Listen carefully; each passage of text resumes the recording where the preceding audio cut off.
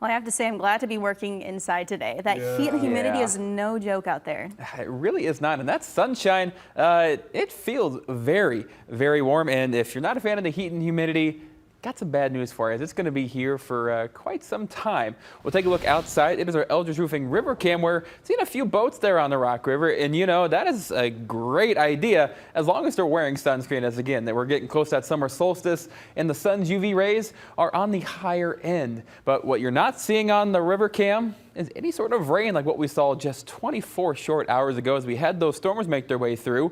And those dropped temperatures yesterday dramatically as we are 17 degrees warmer here in Rockford, 22 down in Rochelle. And our Rock River Kia Max Storm Tracker, we still have those heat advisors off towards the west expiring Tuesday at 8 p.m. But otherwise, we are on the clear side, a much improved picture than just yesterday, 24 short hours ago. Temperatures right now still sitting very hot, 92 here in Rockford, 91 up in Janesville.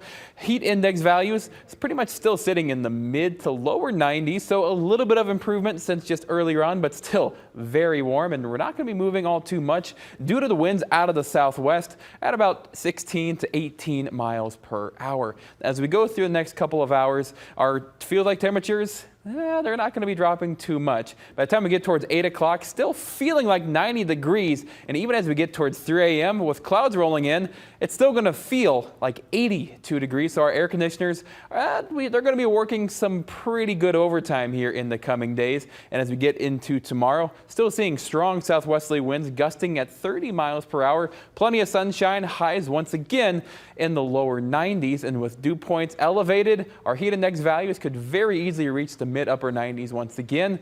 Not overly optimistic for triple digits here tomorrow, but still, it's not going to feel any cooler nonetheless. And as we go into it, anytime we have any sort of this much heat and humidity, a few rain chances really remain. So we have about a 20% chance tonight, Tuesday, and Tuesday night, as there's still just that much instability in our atmosphere. But as we head into Wednesday, I am tracking a cold front to come through in pretty much name only, as when we get towards right around 5, 6 o'clock, a cold front is set to make its way through. But with this out in front, could see shower and thunderstorm development. But a lot of this has to do with just what timing and the location of the cold front, as a lot of models have kind of been bouncing around. So I think right now the cold front will make its way through. It's not going to lower temperatures, but it will provide us with a few shower and storm threats with large hail, high winds, and even some flooding possibilities all on the table, making that severe. But yes, we have that cold front, and that's a name only, as we are still going to see our heat index values easily reach the mid-90s once again on Wednesday. And Thursday, Friday,